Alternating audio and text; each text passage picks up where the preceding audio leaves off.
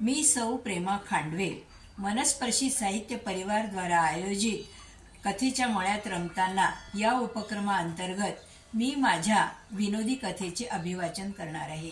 ही कथा माझ्या कथासंग्रहातून घेतलेली आहे। विनोदाचे मळे या कथासंग्रहातून घेतलेले आहे। या कथेचे शीर्षक नाव आहे बुढीचं उडणं खटुलं।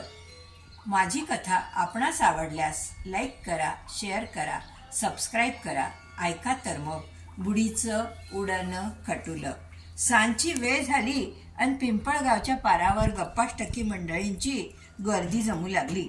आणि एवढ्यात गप्पाष्टक मंडळाचा लाडका सदस्य दाजीबा खांदे पाडून नजर झुकवून भकास चेहऱ्याने एक एक पाऊल कष्टाने टाकीत येताना दिसला आणि सर्वांना आश्चर्याचा धक्काच बसला। अरे यो बाजी दाजी, अरे यो गडी शहरात पोराकडे गेलता आणि लगेच परत कसा आला? अरे दोस्ता, का र लगुलूक परत आलास? कंटाळलास काय शहराले? कारण अरे दाजीबाने लांब सुस्कारा टाके। दोस्तांनो, कारणच तसं हाय। अरे काही बैबीचं झिंगाट हाय का? गण्याने अगदी हलक्या आवाजात विचारले। गण्या, आता गप बसशील का देऊ एक थोत्रीत? बरं बरं दोस्तानू, तूच बोल। अरे लय मोठं संकट येणार आहे। माया ऐकल्यावर नाही तर आपल्या समजावर, आपल्या गावावर, आपल्या देशावर समदे मरणार, कोणी बी वाचणार नाही। काय बोलतोस दाजी? झपाटल्यावानी। अरे याले भूतानं धरलं का रे? त्या कवट्या मांत्रिकाले बोलावं लागतं। भूताचा मास्टर आहे, जबर भूताले सारखं करते। अरे चुप बसा समद्यांनी, दाजीबा त्यावर जोराने ओरडला।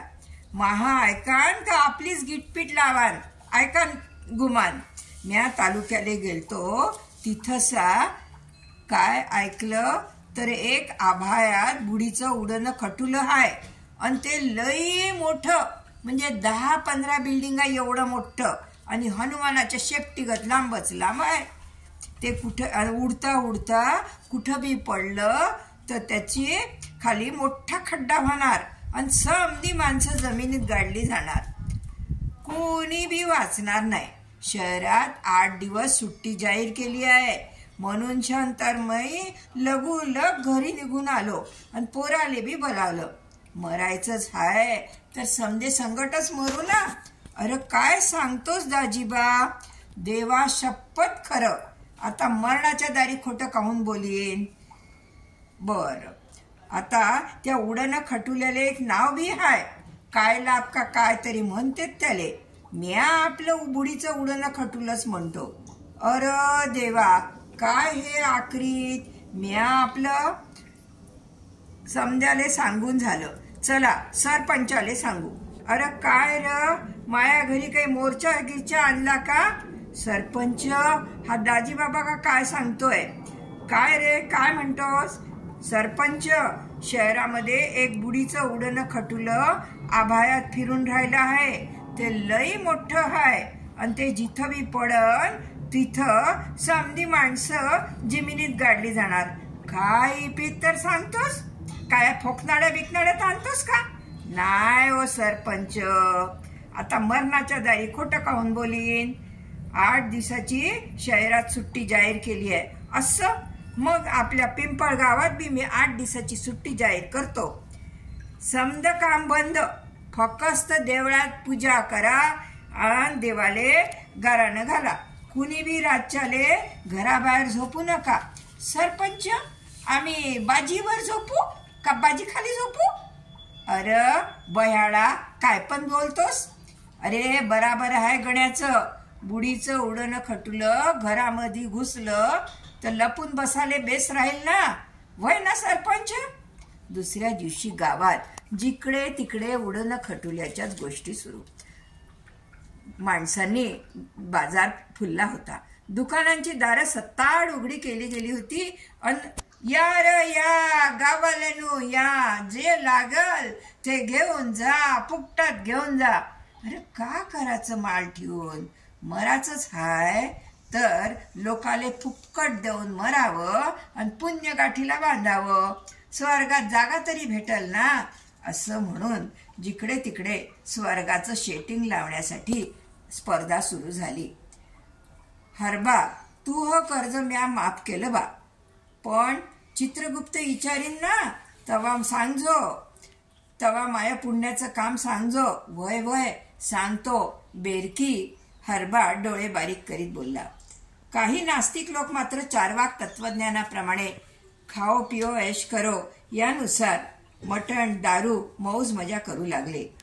मटणावर ताव मारला, चिक्कार दारू ढोसली आणि झिंग चढून जमिनीवरच लुडकले आणि मधून मधून एकमेकांना विचारित, अरे आलं का र बुडीचं उडणं खटुलं, आलं का? या उलट देवळात सारे म्हातारे कोतारे टाळ मृदुंग बडवू लागले, विठ्ठलाच्या नावानं आळवू लागले, विठ्ठलाला तारस्वरात ओरडू लागले, इठला इठला इठला वाचीव र बाबा, अशा ललकाऱ्या मधनं देत होते. सारा दिस असाच गेला. सूर्योदय वाजताला निघाला आणि एवढ्या दाजीबाचा पोरगा हरीश तालुकाहून एसटीने गावात आला. आल्या आल्या देवळात बाला भेटायला देवळात पोचला. आलं र माया लेकरू आलं, मरताना समध्यांनी एकसाथ मरावं. अरे बाबा, आता मराचं कामच नाही, समधी काळजी मिटली बघा. अरे सारे गावकरी एकदम डोळे विस्फारून, म्हणजे आनंदाची बातमी, ते स्कायलॅब कालच पडलं, आता कुणी बी मरणार नाही. सारे एक सुरात, काय बुडीचं उडणं खटुलं पडलं? वय वय, अरे पण कुठं, कव्वा, कसं पडलं? सारे गावकरी आश्चर्याने अरे खूप दूर साता समुद्रापलीकडे, आणि त्यात कुणी बी मेलं नाही आणि आता कुणी बी मराची भीती नाही. सारे गावकरी आनंदाने मिठा मारू लागले, नाचू लागले, नाचता नाचता गाऊ लागले. पडलं रे पडलं, बुडीचं उडणं खटुलं पडलं, वाचलो रे वाचलो. गावकरी देहभान विसरून नाचता नाचता अचानक विजेचा धक्का बसल्यागत चमकून थबकले.